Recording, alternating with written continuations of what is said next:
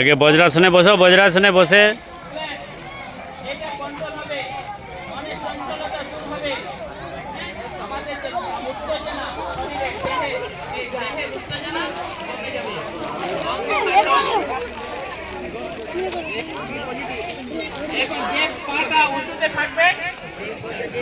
হাত উঁচুতে থাকবে, অপোজিট হাত উপরে যাবে, ক্রস।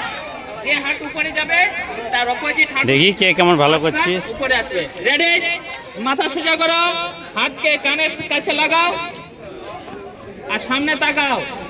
গমুখাসন, গমুখাসন।